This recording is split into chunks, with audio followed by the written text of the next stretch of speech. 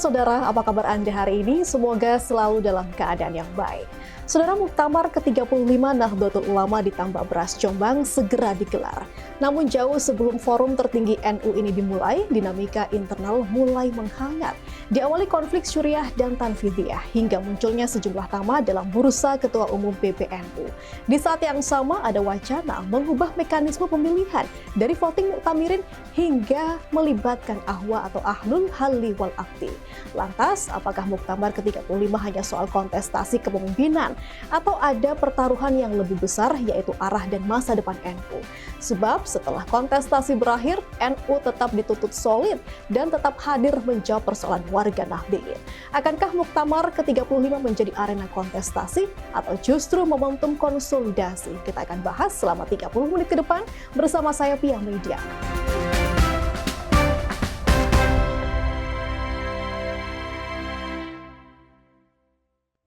Muktamar ke-35 Nahdlatul Ulama, kontestasi atau konsolidasi. Untuk membahasnya sudah hadir dua narasumber bersama saya, Ketua Karteker PCNU Jember sekaligus Wakil Sekretaris PWNU Jawa Timur, ada Profesor Dr. Haji Babun Suharto SEMM di sini. Assalamualaikum Prof, apa kabar? Waalaikumsalam, sehat Mbak. Ya. Sehat selalu juga ya Prof. Alhamdulillah. Ya. Terima kasih sudah bergabung di Sapa Jatim Kompas TV kali ini. Oke. Juga bergabung ada Guru Besar UINHAS Jember sekaligus pengamat Nahdlatul Ulama, Profesor Dr. Fawaizul Umam MAG. Assalamualaikum Prof, apa kabar? Waalaikumsalam warahmatullahi wabarakatuh. Baik. Sehat selalu juga nggih? Alhamdulillah. Terima kasih sudah bergabung semuanya di sini. Prof Fawaizul dan Prof Babun, ketika kita membincang soal Muktamar NU, yang jadi perhatian bukan hanya soal agenda Muktamar, melainkan juga dinamika yang muncul, yang tentunya ini mulai menghangat menjelang Muktamar, pelaksanaan Muktamar itu sendiri. Saya ingin ke Prof Babun terlebih dulu. Kontestasi Ketua Umum PBNU menjelang Muktamar ini menjadi sorotan yang cukup besar, Prof. Bahkan ada yang berseloroh ini melebihi kontestasi ketua partai politik, saking hangatnya. Apa yang sebenarnya terjadi, Prof Babun? Terima kasih Mbak Pia. Setiap pagelaran kegiatan di organisasi apapun, tujuannya yang disoroti menjadi perhatian adalah bagaimana adanya pergantian itu. Yeah. Tetapi yang lebih penting bagi saya adalah bagaimana mewujudkan program real ya, yang ditelurkan di dalam Muktamar itu sendiri. Kalau berbicara kepemimpinan, saya kira siapapun boleh. Hari ini yang kita lihat terkait dengan adanya kepemimpinan ataupun calon ketua umum itu sekarang sudah mulai bermunculan.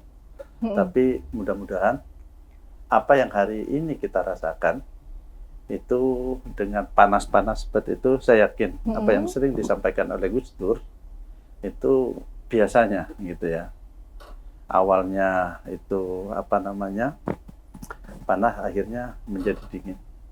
Itu di Nahdliyin sudah biasa. Ya. Kalau Gus Dur ngomong itu gegeran. Gegeran jadi gegeran. Gegeran itu hari ini gegeran. Tetapi akhirnya tanggal 27 sampai tanggal 31 insya Allah menjadi gegeran dengan ngopi bersama. Berarti Prof Babun sepakat kalau misalkan adanya kontestasi semacam itu menunjukkan demokrasi di NU ini sedang hidup. Bukan ada karena persoalan yang serius di dalam organisasi, Bro. Ini menunjukkan bahwa di NU itu kadernya banyak, gitu ya. Jadi siapapun boleh menjadi bagian terpenting dalam rangka menjadi calon ketua umum, silakan, gitu ya. Itu saya kira ya nanti muktamirin yang akan memilih itu. Walaupun kita tahu bahwa di dalam muktamar nanti ada 3 hal yang menurut saya menjadi pasal krusial. Seperti yang disampaikan Mbak Pia. Yang pertama adalah masa iddah. Yang kedua adalah terkait dengan rangkap jabatan. Yang ketiga adalah seperti yang disampaikan oleh Mbak Pia, ada mekanisme pemilihan itu, gitu ya.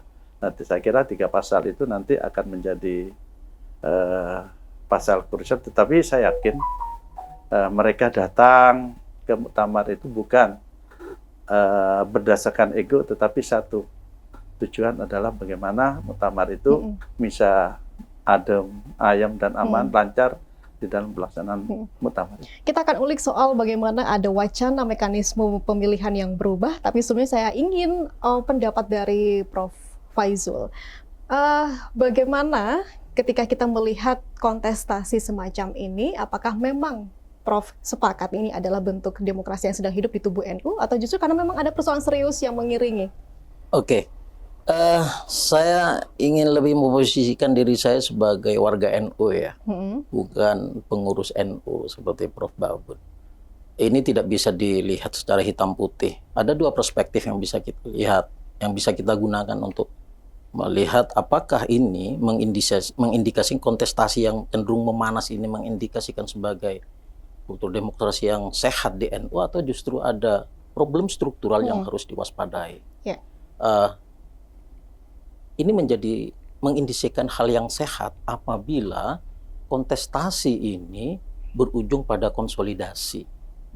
Tapi kalau kontestasi ini hanya berhenti pada perebutan kekuasaan semata, maka konsolidasi akan jauh panggang dari api. Dan menurut saya ini adalah problem struktural yang harus diwaspadai, terutama ketika gagasan yang harusnya dikontestasikan malah berujung menjadi pertarungan kekuatan. Bukan adu gagasan, tapi adu kekuatan. Kekuatan modal, kekuatan jaringan, kekuatan patronase. Nanti kita bisa lihat apakah yang sedang berlangsung saat ini kontestasi gagasan ataukah kontestasi kekuatan. Menarik sekali. Itu. Nah, ini kita singgung tadi soal wacana pengubahan mekanisme pemilihan ketua umum yang awalnya voting muktamirin ke mekanisme ahwa. Menurut Prof Faizul, apakah mekanisme ini bisa jadi solusi dalam meredam konflik, juga dalam meminimalkan praktik politik uang? Ahwa atau voting muktamirin itu hanya instrumen, itu alat. Yang penting itu sebenarnya adalah hasil nanti dan prosesnya yang mengantarkan pada hasil. Ahwa menuntut persyaratan yang tinggi terkait integritas orang-orang yang terlibat di dalam.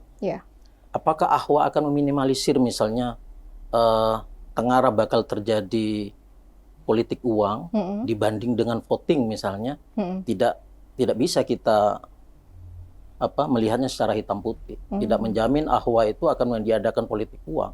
Bisa jadi Ahwa justru hanya sekedar memindah arena politik uang dari arena muktamirin kepada elit-elit tertentu. Kalangan elit ya. Seperti itu. Jadi ini sekedar alat. Jadi soal nanti apakah ini benar-benar mengantarkan kita pada hasil yang bisa memastikan konsolidasi berlangsung, maka bisa dilihat pada kualitas, integritas, moral keilmuan dan legitimasi organisasi terhadap pihak-pihak yang terlibat di Ahwa. Meskipun pada saat yang sama itu bisa berisiko mengikis kedaulatan muktamirin.